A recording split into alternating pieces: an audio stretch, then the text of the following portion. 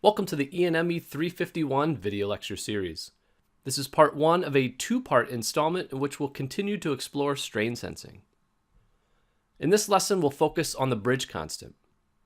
Let's quickly review the output, V out here, for a full Wheatstone bridge. A full bridge, as you'll recall, has a strain gauge at all four locations of the bridge. There are no static resistors here, they're all strain gauges. And in this case, we're going to assume that all of the gauge factors for all the strain gauges are equal. So they're effectively the same strain gauge in each of the four positions. If this is the case, I can define my transfer function then, the ratio of the output voltage to the input voltage. I can define that as the gauge factor divided by 4 times the quantity epsilon 1 minus epsilon 2 minus epsilon 3 plus epsilon 4. And so this is for the full bridge circuit.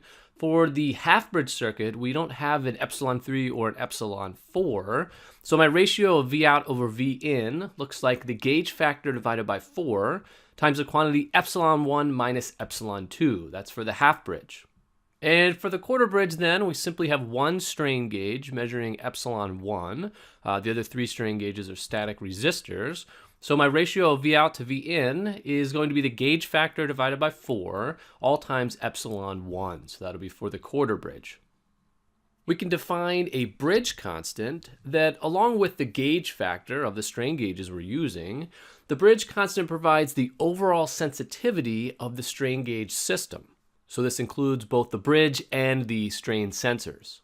So with this in mind, let's consider two cantilever beams. Both beams here have a different bridge, but they're the same gauge factor for each bridge. If we apply a moment about this first cantilevered beam, we see we have two strain gauges, two on top and two on the bottom, and they're roughly co-located, so they're measuring the same strain.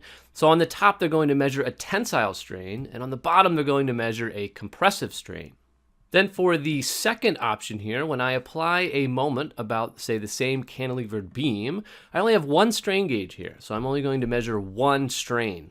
So for the full bridge option, if I plug into my transfer function, my ratio of the output voltage over the input voltage, I end up getting a gauge factor times the strain, right? I get effectively a summation of 4 strains, the 4s cancel, and I end up with the gauge factor times epsilon. For the quarter bridge, however, we get exactly what we were expecting. The ratio of the output voltage to the input voltage is now our gauge factor divided by 4 times the strain.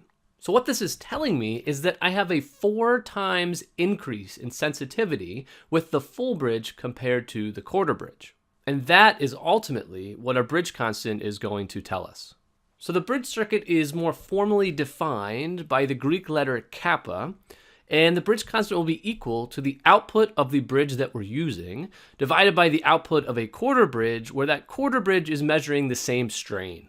So for the full bridge, the bridge constant ends up being the ratio of the gauge factor over 4 times the quantity epsilon 1 minus epsilon 2 minus epsilon 3 plus epsilon 4, that whole quantity divided by the gauge factor over 4 times epsilon.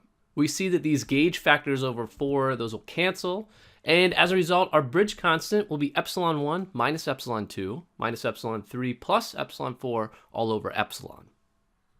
Let's consider here a block of material subject to an axial load. And on this material, we're going to mount 2 strain gauges.